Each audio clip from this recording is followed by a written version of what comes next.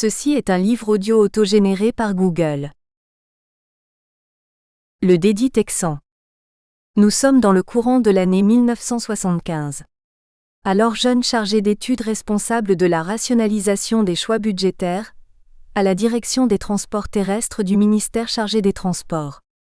Mon bureau, que je partageais avec le responsable de la tenue des comptes de la direction, se situait avec l'ensemble du bureau du budget, à une sorte d'entresol accessible sous le porche du 244 boulevard Saint-Germain. Assez gris, ces bureaux avaient un côté vieillot faisant penser au film mettant en scène le Maigret de Simon. On stockait encore dans des placards de bois, les vieux papiers au format 21 par 27 et des dizaines de tampons reflétant l'histoire, non du ministère, mais de ses appellations. C'est qu'en France on aime à changer, surtout depuis les années d'après-guerre, les noms des ministères, flanqués ou non de secrétaires d'État. Je vois arriver ce matin-là un grand type en costume bleu, attaché caisse en main, portant une paire de Santiago, arborant un bolo taille, la fameuse cravate texane et un Stetson vissé sur la tête. L'image était non seulement inattendue, mais l'homme pouvait surprendre aussi par le discours qu'il nous tint. En gros, il représentait des Américains ayant investi dans le projet de tunnel sous la Manche dont, pour la troisième fois, après 1882 et 1930, le gouvernement britannique, en proie à la crise, venait d'abandonner, le 20 janvier 1975, les travaux engagés depuis 1971. Son exigence était simple. Il ne voulait pas repartir aux USA sans son chèque de dédit, et je crois que son avion devait partir dans l'après-midi. Je me souviens que ce jour-là, l'administration, parfois si lente, donna satisfaction à notre interlocuteur qui alla chercher son dû. Une aventure de près de 200 années s'était à nouveau interrompue, et on n'inaugurerait pas le tunnel sous la Manche en 1980 ou 1981 comme cela était prévu. L'image m'est restée autant en raison du Texan, de l'importance du montant du dédit, de mémoire quelques centaines de millions de francs, que de l'ampleur de ce qu'on arrêtait. Car des projets de cette dimension, ayant déchaîné de telles passions et autant de polémiques, il y en a peu, et dans une vie professionnelle on en voit peu aboutir. Je ne savais pas alors que j'allais participer en 1985 à l'une des dernières réunions techniques où on arbitrerait entre les trois projets concurrents de lien fixe transmanche.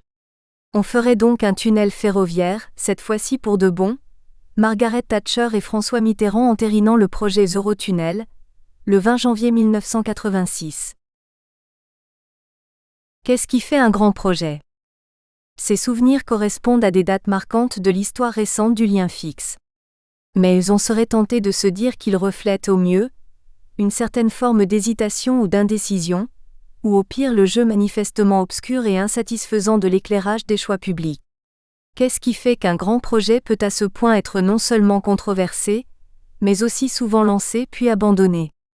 Tout cela découle probablement d'un mélange de circonstances politiques, de situations économiques ou diplomatiques particulières, et bien entendu de la taille des projets, et surtout de leur caractère indivisible. On ne peut faire une moitié de tunnel. Mais il y a plus.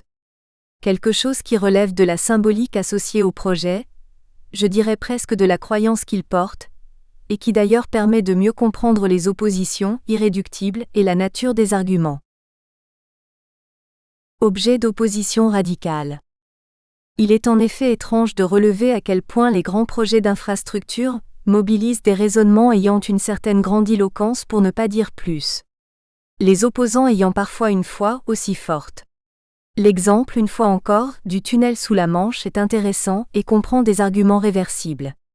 Des raisons militaires font regretter autour de 1916 l'absence de tunnel, et certains milieux des armées britanniques mettent en avant le risque militaire du tunnel dans les années 1920 à 30. Mais on peut faire plus symbolique.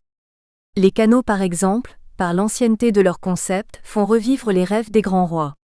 La fosse Caroline de Charlemagne devancerait ainsi le canal Ludwig et le canal Rhin-Main-Danube.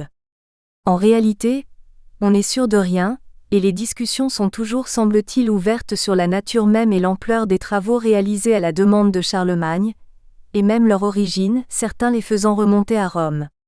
Mais il reste une sorte de symbole, une vision imputée à l'empereur, de connecter le Danube au Rhin et par voie de conséquence, la mer du Nord à la mer Noire.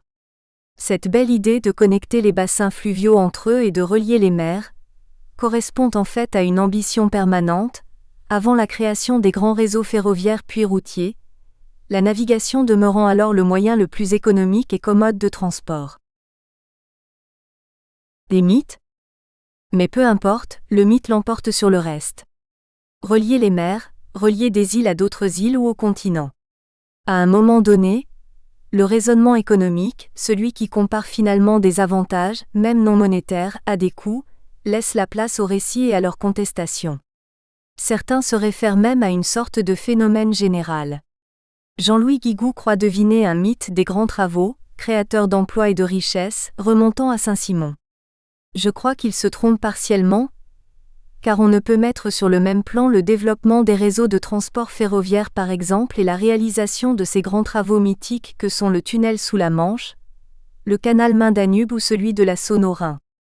Même s'il y eut des débats vifs et de grandes controverses. La différence réside en effet dans l'incarnation à laquelle correspondent ces grands projets, et surtout les perspectives mirifiques qu'on leur associe. Il est dès lors assez difficile de comprendre et d'analyser les éléments des études et dossiers d'évaluation, de manière relativement sereine et avec l'esprit critique. D'autant qu'au sein des gouvernements et des partis politiques, les très grands projets ne font presque jamais l'unanimité, donnant une portée très relative aux travaux devant éclairer les choix et même aux programmes électoraux. Par ailleurs, les éléments essentiels, comme les trafics escomptés, peuvent faire l'objet de prévisions totalement divergentes. Bien souvent on pourra mettre en cause l'optimisme délibéré des promoteurs des projets, sans que l'on comprenne d'ailleurs parfaitement comment de tels comportements irrationnels peuvent advenir. Comment en effet peut-on imaginer que les promoteurs du tunnel sous la Manche ou du canal Main-Danube se soient trompés au point de remettre en cause leur propre équilibre financier, ou celui des actionnaires et prêteurs? La force du mythe finirait-elle ainsi par l'emporter?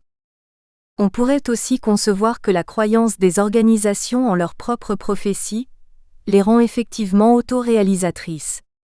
Sauf que ça ne fonctionne pas. Ou rarement. Est-ce bien raisonnable?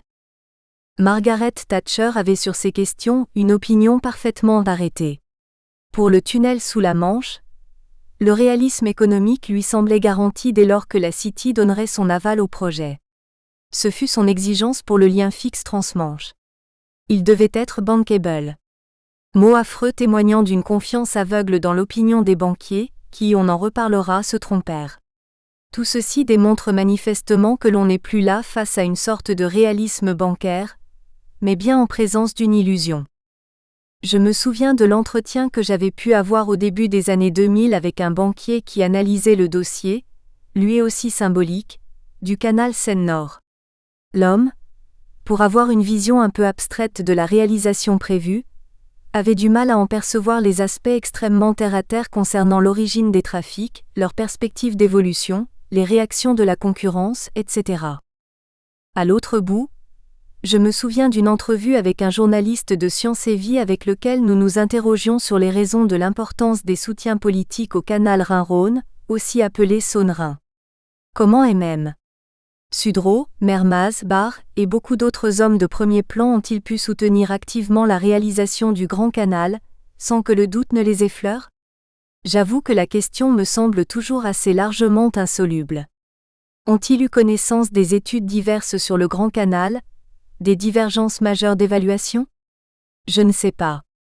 Tout se passe comme si, à partir d'un certain moment, les décideurs, comme on les baptise, n'ont plus de doute, et font acte de foi, de ceux qui n'ont plus besoin de preuves, et à ce titre récusent comme faisant partie d'un camp opposé ou ennemi, les arguments qui vont à l'encontre de leurs croyances. Communication militante. L'outil le plus actif de promotion des grands projets d'infrastructure est sans nul doute constitué par des associations organisant leur publicité et leur défense. Je pense par exemple à l'association Maires du Nord Méditerranée, présidée jadis par Raymond Barre et aujourd'hui disparue. De manière assez curieuse, d'ailleurs, le maire de Lyon démissionna en 1997 de la présidence de cette association pour protester contre l'abandon du projet. Aujourd'hui, c'est le Consortium international pour le développement des voies navigables, qui a repris le flambeau en étendant le champ d'action de l'association créée en 1953. Le même rôle que jadis celui de l'association Mer du Nord Méditerranée est rempli par le Comité pour la Transalpine pour la liaison Lyon-Turin ferroviaire.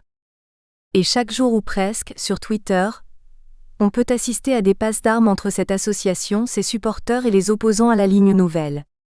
Le caractère exceptionnel des grands travaux réside donc dans cette communication et ses tensions tout autant que dans l'ampleur de leur coût. Lyon-Turin, le plus récent des projets polémiques, n'échappe pas à la règle, puisque le 6 novembre 2017, la Transalpine a cru bon en finir avec le mythe des 26 milliards, reprochant in fine à la Cour des comptes d'additionner les 18,3 milliards d'euros du projet au coût des accès et du contournement ferroviaire de Lyon. La question n'est donc pas seulement de savoir si les perspectives associées au projet sont crédibles, mais aussi quel est son véritable coût. Un sujet qui devient d'autant plus discuté qu'on verse dans l'estimation des externalités positives ou négatives. À cet égard, le canal Rhin-Rhône a dû son abandon autant aux arguments économiques classiques qu'écologiques, dont certains étaient très forts. L'analyse que j'ai pu faire pour le compte de la Fondation Cousteau en 1992 sur l'aménagement du Danube entre la Slovaquie et la mer Noire m'a permis de toucher du doigt non seulement l'importance des enjeux écologiques d'un aménagement fluvial, mais aussi le caractère radical des conséquences qui peuvent alors être... Nous espérons que vous avez apprécié cet aperçu. Pour continuer à écouter ce livre audio sur Google Play Livres, utilisez le lien dans la description de la vidéo.